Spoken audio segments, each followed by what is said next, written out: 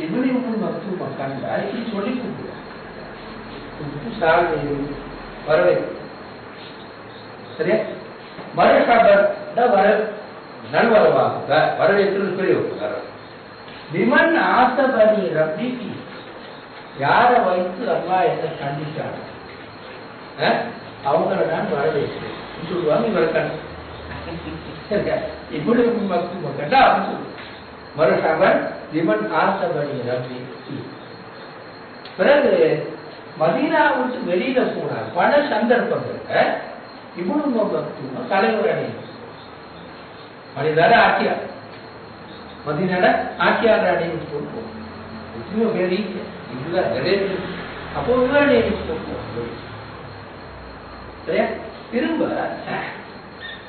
அவங்களுக்கு தெரிஞ்ச ஜெயிலிங்க யார அடிக்கிறார் ஜெயிலிங்க அடி ரசூலுல்லா மோத்தா யுத்தத்தின் போது பெரிய பெரிய சகாபாக்கள் நீக்கும் இவர் தலைவர் அணி அரபியில் சகிக்கவே ஆனால் பிறகு ரசூலுல்லா மௌத்தா கிட்ட அவரோட மகன் இசாமா நியமிச்சு இன்னொரு படைக்கு தலைமை கோமத்தோடு போராட போற படைக்கு தலைமையை நியமிச்சு மௌத்தா. உசாமாவும் அடிமையோட மகன், அதுவும் அவர் தந்தை நேரம் 17 வயசு. இவரோட படைக்கீழ யார் இருந்ததா அபூ உமர் அலி உஸ்மான் எல்லாரும் இவங்கெல்லாம் பேசாமட்டாங்க. 17 வயசு பொடியிருக்கிறார் அவர்களுடைய இவ்வளவு வயசு முடிஞ்ச அவரோட ஈமான் கொண்ட பாட்டு மட்டும் எல்லாமே இல்லை. ஆனால் இஸ்லாமிய பேசாம போறதுக்கு இப்ப அபூபக்கர் ஆட்சி ஆட்டோமேட்டிக்கா படையில நீங்க அபூபக்கர் படைக்கு வந்து என்ன செஞ்சாங்க உமரை வச்சு போடுவோம் அபூபக்கர் ஆலோசனை அப்ப உசாமா அனுமதி நீங்க விரும்பினா அப்படிதான் சொல்லுங்க நீங்க விரும்பினா குமர மட்டும் அப்படி கேட்க தேவை சும்மா பார்த்தா கண்டிப்பா தான் கேட்க வேண்டிய அவசியம். ஆனாலும் அபூபக்கருக்கு உசாமா எனக்கு உமரை தந்து உதவி செய்யும் அதான் பசங்க உமரை தந்து உதவி செய்யும் அந்த அந்த பண்பாடு தான் பழைய பண்பாடு அதன் படியா. பிறகு அப்படி உமரை வச்சுக்கோ குறை செஞ்சாங்க நான் உசாமாவோட கூட போனேன் ஒரு தூரம் நடந்து போனேன். உசாமா சொன்னாங்க அப்படின்னா இம்மா தர்த்தப இம்மா அஞ்சு நான் இறங்குறேன் இல்லாட்டி நீங்க ஒரு குதிரையில அப்ப இவர் சொன்னாரு நான் அல்லாஹ்வுடைய சத்தியமா நான் ஏறவும் மாட்டேன் நீ இறங்கவும் அல்லாஹ்வுடைய பாதையில் என்ற காலில் கொஞ்சம் தூசிப்பட்டா ஒன்றும் மாறல. அப்ப இந்த டைப்ல பண்பாடு படிச்சுட்ட பண்பாடு அப்படியே தொடர்ந்து. பிறகு இன்னொரு உதாரணம் பார்ப்போம். உமர் ரலியல்லாஹு காலத்துல உமரை காண்றது ஆபீஸ் நிறைய பேர் பின்னால் நிற்கிறார். ஒரு ஆளா இது கொண்டு உமரை காண்றதுக்கு வந்து அப்போ ஒரு ஆளும் வெளியில வந்து இந்த அக்கறையும் இல்லை விழாவும் சுவை. அப்ப வெளியில வந்து அவங்க 2 பேரும் நீங்க 2 பேரும் வாங்க பின்னாடி இருந்த அக்கறை அபூசுஃபியான் அனுப்பிங்க அதோட சுஹைல் கூட அவங்க இன்னொரு சஹாபி சுஹைல் கூட சரி அபூ சுஃபியான் சொன்னாங்க அடிமைகளுக்கு போன காலத்தை பாருங்க போனதான் அடிமை அடிமைகள் இருப்பால் போன காலத்தை பாரு எங்களுக்கு இவரை அப்ப பின்னால் சுஹைல் கூட அவங்க இந்த இவர் பின்னாலையும் வாங்கக்கூடாது பெரிய ஒரு கூப்பர் சேர்ந்தா ஆக பின்னாலையும் வாங்கக்கூடாது. இந்த உதவியாளர் படிக்கையில எதிர்பக்கத்துக்கு வந்தால் இவர் உதவியாளர் படிக்கையில காப்பீடு கண்ட பக்கத்தால் அவன் நெல்லிட ஒரு சைன் வச்சு இவர் சொல்லிருக்கிறார் பெரியவர் படிச்சு இவர் சொன்னாரு அபூ சுஃபியான் முகம்மது எல்லாரையும் தான் கூப்பிட்டார். அவங்க முந்தி போனாங்க நீங்க பிந்தி இப்ப நீங்க பிந்தி போறது இங்கேயே போகணும். அப்ப என்னன்னா ஏன் உமர் அப்படி செஞ்சாங்கன்னா இதுதான் விஷயம். இவங்க பாட்டாளிகளும் பேர் சாதாரண பார்த்து சொன்னா இவங்க பாட்டாளி சின்ன வாழ்க்கையிலே விளையாட ஒரு கொஞ்சம் படத்தரமையாகவும் இருக்கல கவர்னராக இருப்பது பெரிய உண்மை வாய்ப்பு. ஆனால் கண்ணியம் அப்படியே சாபாக்களை ஒடுக்கப்பட்ட கண்ணியம் அப்படியே பின்னால காலத்து பாருங்கோ. சாபிங்கிற காலத்துல இவங்க இல்லாத சாபிங்கிற காலத்துல சின்னாம்பள்ளி அறிஞர் தப்சீல்ல அதில் அறிஞர் நாசர் முஜாஹித் இக்ரிமா ஹசன் அவ்வளவு பேரும் அடிச்சு எல்லாருமே அடிக்கும். நாபை வந்து இவனும் ஒரு அடி முஜாஹித் இக்ரிமாவும் இவனு அப்பாஸ் அடி ஹசன் பஸ்ரி ஒரு ஒவ்வொரு ஒரு மும்முசரம் பண்ணது அவரை அடி. இந்த அடிமார்கள் தான் முஸ்லிம் பெரும் அறிஞர்களாக மாறி ஹசன் பஸ்ரி நாங்கள் வளர்த்து யாரும் அடிமை நினைச்சிட்டீங்களா? ஆனா அவர் அடி சரியா அவர் அடி.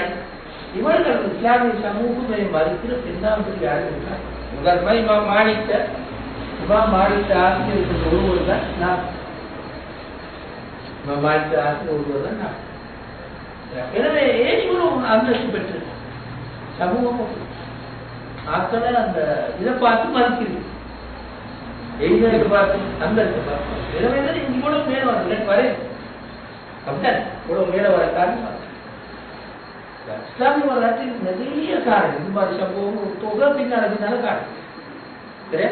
இன்னொன்று பாருங்க பின்னால காரணம் மம்லூக் ஆட்சியாளர்கள் வருது. மம்லூக்கள் சொல்றாங்க அப்பாசியார்கள் கடைசி காலத்துல ஒரு பரம்பரை ஆட்சி வந்து மம்லூக் ஆட்சியாளர். மம்லூக் யார்? அடிமைகள் முஸ்லிம் சமூகத்தை ஆட்சி செய்தார். முஸ்லிம் சமூகம் சரியா பண்ணது. இது நடக்குமா? முஸ்லிம் சமூகத்துக்கு வருது அடிமையாக இருந்தவர் ஆட்சியாளராக மாறுவோ அது தொடராக அப்படி வாரிசம்போ சரிங்க. காரணம் தான் முஸ்லிம் சமூக அமைப்பு இதை பார்த்து மதிக்கிறீங்க. எனவே இதுக்கெல்லாம் காரணம் இருந்தா இந்த மாதிரி சூரத்து அவசரம் படிச்சு பாடக்கூடிய அப்படியே தொடர்ந்து சூரத்துக்கா அடுத்தடுத்து படிச்சு பாடம் அப்படியே தொடர்ந்து இதை அழகா அவதானிக்கையும் அபூபக்கர் உமர் உஸ்மான் அலி இவங்களோட காலத்துக்கு ஆட்சியில அவங்க ஆக்களோடு நடந்து கொண்ட முறையிலிருந்து நல்லா இளவலாது கடுமையா இளவலாது பின்னால் காலத்துல நீக்குது. ஆனா விசேஷமா இந்த காலத்துல அதாவது நான் சொல்ற பாட்டாளர்கள் அடிமட்ட மக்கள் இவங்களுக்கு பெரிய ஒரு இடம் வந்து இந்த காலத்துல சரியா.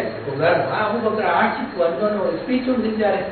ஸ்பீச்லயே இந்த சொற்பிரயோகம் எப்படி இருக்குங்க?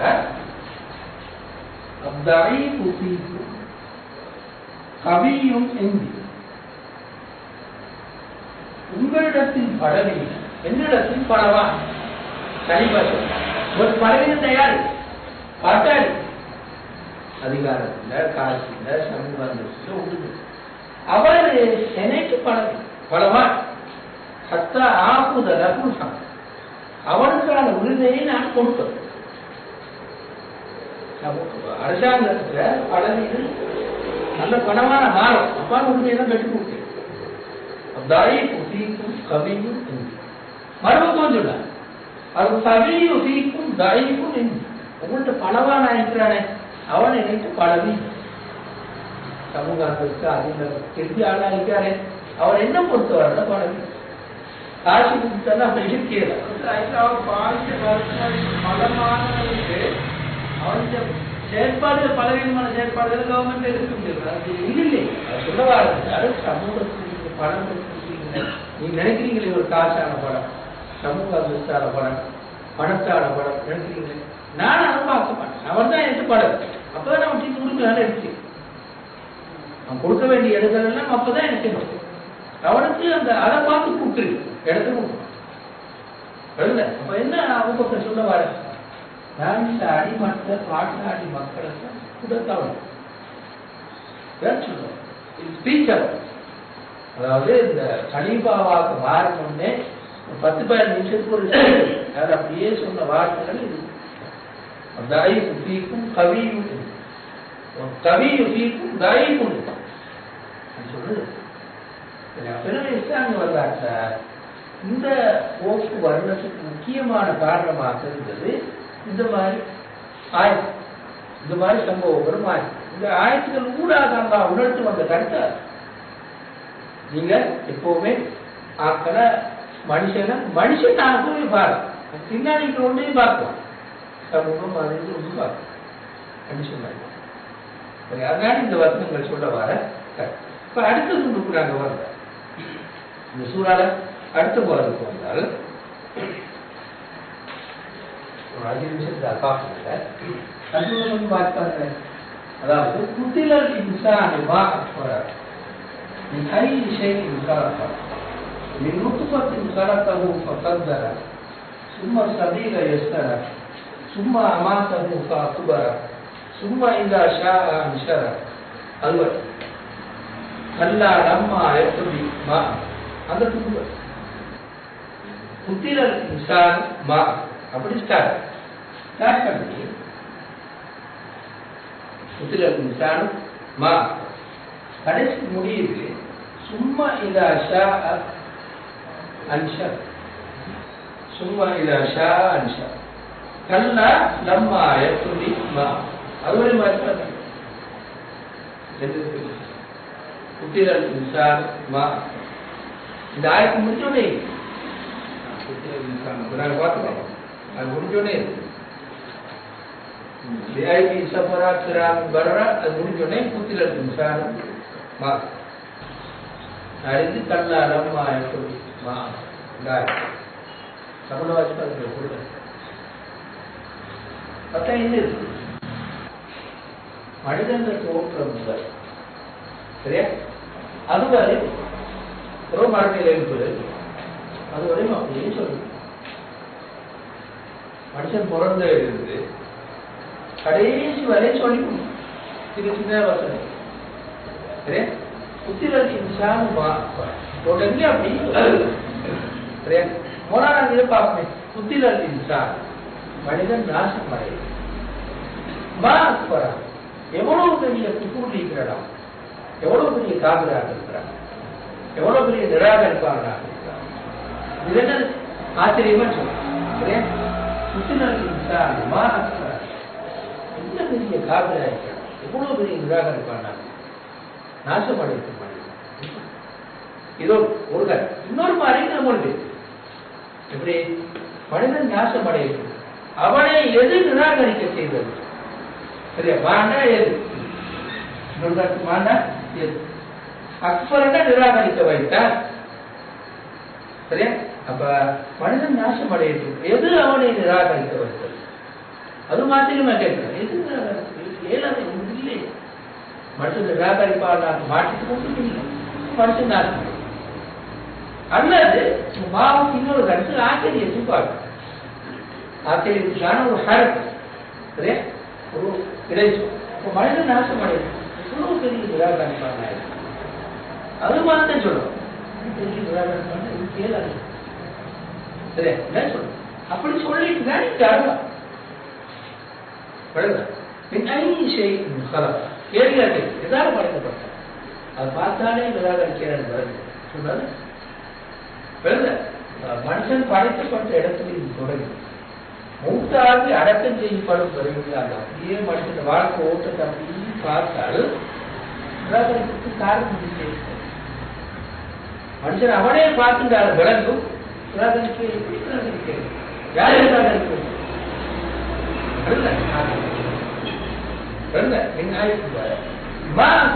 எது அவனை நிராகரிக்க வைத்தது பாருங்க ஊண்டா பார்த்து ஏன் வந்தார் விஷயம் சாப்பிட்டா ஏதாவது படிக்கிறது இன்னூத்தி பத்தின் காலத்தை ஓடா மாதிரி சொல்லுங்க சும்மா சபையில இருக்காங்க சும்மா அமாத்தவங்க பார்க்குவாங்க குழந்தைக்கு கூட நல்லா வாழ்க்கை வசதியில லேசாயிருக்கு அதை பார்த்து திரும்ப சாகும் செத்தத்துக்கு கூட அடக்கம் செய்யும் இப்படியே அந்த மனுஷன் தொடக்கத்துக்கு அடக்கம் செய்யப்படும் தொடர பார்த்தால்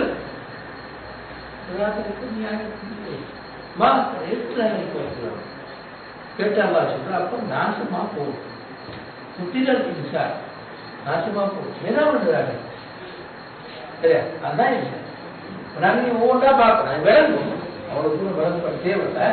ஒவ்வொரு துண்டு மின் ஐஷையின் சரக்கா மின் முத்பத்தின் சரக்காவும் பக்கந்தரா சும்மா சபீல எசரா சும்மா அமாத்தவும் பார்ப்பற. ஒவ்வொரு துண்டுமே காட்டும், ஒவ்வொரு துண்டுமே தனியும் ஒவ்வொரு துண்டுமே காட்டும் நிராகரிக்கிறது யார். அதான் இங்க முன்னாடி என்ன, அது ஏன் முன்னாடி சொல்லிட்டு இருக்கும் அந்த திடீர்னு முன்னாடி ஒரு சம்பவம் தானே. அப்படிதான் முன்னாடி ஒரு சம்பவம் பின்னாடி வந்து கஷ்டம் தானே வந்தாச்சு. முன்னாடி டிஸ்கஷனுக்கு வந்தார்கள் இந்த குரூப்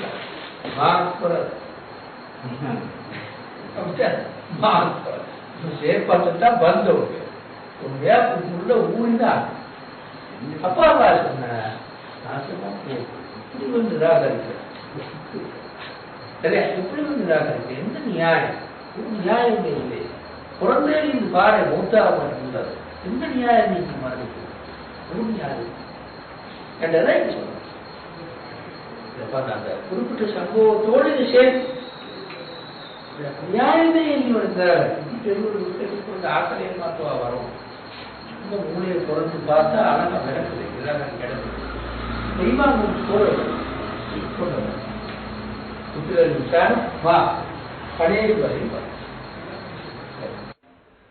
சூரத்து அபஸில 2வது பகுதி நாங்க பார்த்தோம். முதலாவது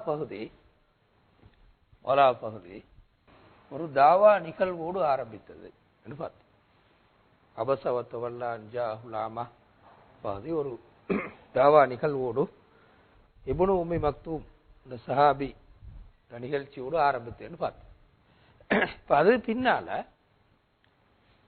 2வது பகுதி, இந்த சூறான 2வது பகுதி 17 to 32 வரை உள்ள வசனங்கள். அது சொல்றது இந்த கருத்து, மனிதன் நிராகரிப்பதற்கு நியாயமில்லை. மனிதன் நிராகரிப்பவனாக இருப்பதற்கு நியாயமில்லை. ஏன் நியாயம் இல்லை? அதுக்கு ஒரு காரணம் இது, 2வது காரணம் இது. நீங்க இப்ப வாய்ச்சொன்ன விளங்கிக்கும்போது 2 காரணங்கள். ஒரு காரணம், மனிதன் தண்ட வாழ்வு அவதானித்தால் இந்த கருத்து தெளிவாகும். நிராகரிக்கிறதுக்கு நியாயம் இல்லை என்றது தெளிவாகும். பிறந்ததிலிருந்து மரணிக்கும் வரை உள்ள அவ்வளவு துண்டையும் ஒவ்வொரு துண்டாக எடுத்தெடுத்து பார்த்து வந்தால் கண்டிப்பா இந்த வாழ்வு ஒரு கருத்தும் அர்த்தமும் இருக்கணும். கட்டாயம் இது உருவாக்கின ஒருவன் இருக்கணும். மரணத்துக்கு பிறகு இன்னொரு வாழ்க்கை இருக்கணும் என்ற கருத்து தெளிவாகும். 2வது, மனிதன் தனக்குரிய உணவுப் பொருட்கள் எவ்வாறு உருவாக்கியது, எப்படி உலகத்தில் தோற்றம் பெற்றது என்றது அவதானித்தாலும் அவன் நிராகரிப்பாளனாக இருக்கிறது. அல்லாஹ்வை மறுமையை நிராகரித்து வாழ்வதற்கு நியாயமான ஒரு காரணம் ஒன்று சொல்லேன். இதுதான் சுருக்கம். இந்த வசனங்கள் சொல்ற, இப்ப நீங்க வாய்ச்ச அந்த 17 to 32 வரை உள்ள வசனங்கள் சொல்ற கருத்து சுருக்கம் இது. சரியா? அப்ப அது தொடங்கும் போது எப்படி சொல்லுங்குது? குத்திலல் இன்சானு மா அக்ஃபரா,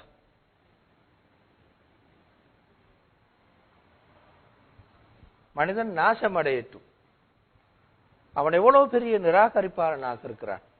அதுக்கு ஒரு மொழிபெயர்ப்பு அது முந்தி நாங்க சொன்னோமே. 2வது மொழிபெயர்ப்பு, மனிதன் நாசமடையட்டும், அவனை எது நிராகரிக்க வைத்தது, எது அவனை நிராகரிக்க செய்தது அப்படின்னா கருத்து என்ன? நிராகரிக்க வைக்கிறதுக்கு ஒன்றுமில்லை. இவ்வளவெல்லாம் ஆதாரம் இருக்கும் போது மனிதன் மறுக்கிறானே, நிராகரிக்கிறானே, எனவே அவன் நிராகரிப்பு எவ்வளவு பெரியது. இப்ப 2 மாதிரி இந்த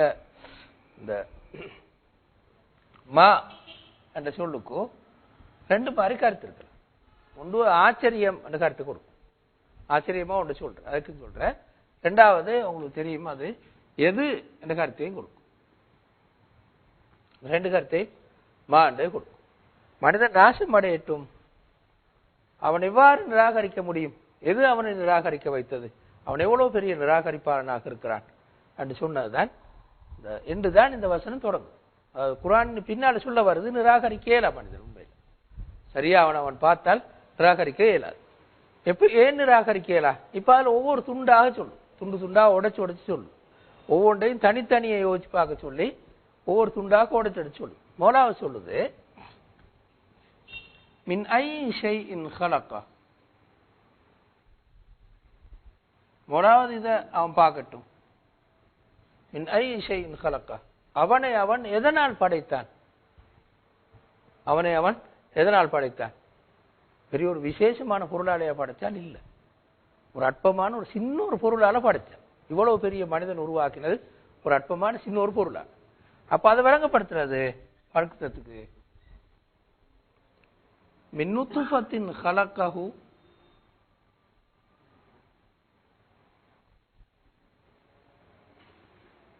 ஃபகத்தர். மின் நுத்ஃபத்தின் ஹலகஹு ஃபகத்தர், அவனை அவன் ஒரு இந்திரிய துளியினால் படைத்து திட்டமிட்டு அமைத்தான், வரையறுத்து நிர்ணயித்து அமைத்தான். கத்தர் என்ற கலாக்கதர் என்று சொல். கத்தர, அவனை திட்டமிட்டு நிர்ணயித்து அமைத்தான், இந்திரிய துளியினால் படைத்து திட்டமிட்டு அமைத்தான். அப்ப இங்கிருந்துதான் மனிதன் உருவாகி. மின் நுத்ஃபத்தின் ஹலகஹு, மின் நுத்ஃபத்தின் ஹலகஹு ஃபகத்தர், அவனை உருவாக்கினது இந்த அற்பமான ஒரு பொருள் இருக்கு. இது மனிதனாக உருவாக்கி வந்து இப்ப கத்தர் என்ற சொல்லுக்கு என்ன பொருள்? கத்தர் என்ற சொல்லுக்கோ பாருங்க, அந்த இந்திரிய துளி இருந்து தொடங்கி ஒரு முழு மனிதன், ஒரு முழுமையான மனிதன் நான் உருவாக்கும் வரையும் ஒரு அழகான திட்டமிட்டு ஒரு செயற்பாடு நடந்தது. அப்படி வந்துதான் மனுஷனாக மாறு. பிறகு மனிதனாக மாறினதுக்கு பிறகு மனிதண்ட ஒவ்வொரு மனிதண்டையும் அறிவுத்தரம், உடல் நிலை, அவன் ஏனைய ஆற்றல்கள், அவன் சமூகத்துல மனித சமூகத்துல வகிக்க போற பங்கு, இதெல்லாம் அப்படியே நிர்ணயிக்கப்பட்டு மனிதர்கள் எல்லாரும் கிட்டத்தட்ட ஒரே மாதிரி தெரிஞ்சாலும் இந்த அவ்வளவு விஷயங்கள்ல மனிதன் சரி வித்தியாசம்.